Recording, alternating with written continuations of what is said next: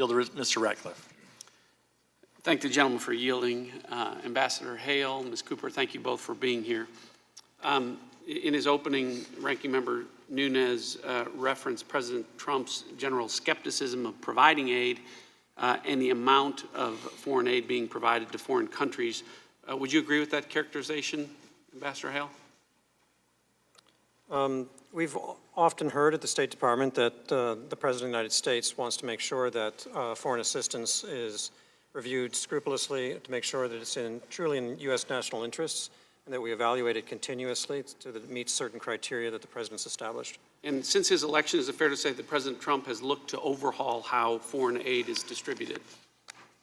Yes, the NSC launched a foreign assistance review process sometime, I think it was late August or early September 2018. All right. And throughout both his campaign and his administration, President Trump has repeatedly sought to reframe American foreign policy in economic terms, and as he described, America First policy. And consistent with that, well before there was a whistleblower talking about a pause on aid to the Ukraine, the President had expressed genuine concern about providing U.S. foreign assistance.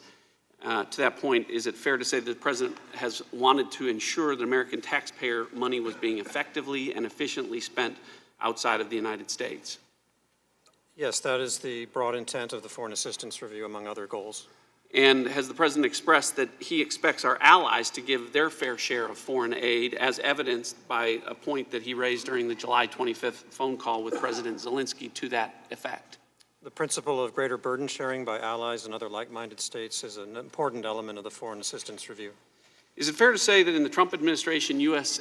aid is withheld from foreign countries for a number of factors? Correct.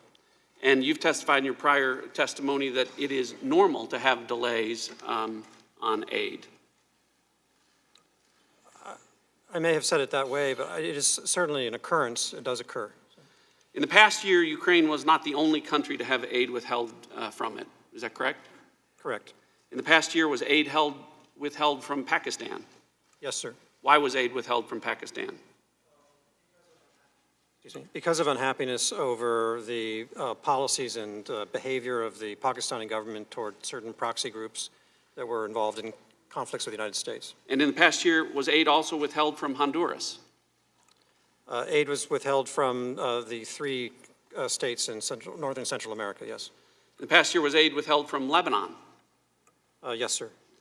And when aid was first withheld from Lebanon, were you given a reason why it was withheld? No. So having no explanation for why aid is being withheld is not uncommon? I would say it is not the normal way that we function. But does happen? It does happen. And is it true that when aid was being withheld from Lebanon, that was at the same time aid was being withheld from Ukraine? Correct, sir. And you've testified that the aid to Lebanon still hasn't been released. Is that right? That is correct. All right. But the aid to Ukraine was released on September 11th, correct? I read that, yes. All right. So it's fair to say that aid has been withheld from several countries across the globe for various reasons, and in some cases for reasons that are still unknown just in the past year. Correct, sir. So the assertion's been made that President Trump's Ukraine policy changed when there was a pause in the aid, or the aid was withheld. Is that an accurate statement? That was not the way I understood things to be happening at the time. We were not given an explanation. And in terms of our policy, in terms of aid to Ukraine, you've described it as very robust. Our aid to Ukraine? Yes. Yes. As evidenced by President Trump's policy decision to provide lethal defensive weapons, Javelin missiles. It was very robust, yes, sir.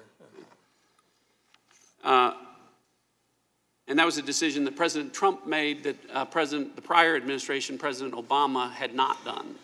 Lethal weapons had not been provided to Ukraine in the Obama administration, correct? I was not involved in Ukrainian affairs during the Obama administration, so I don't feel competent to address that.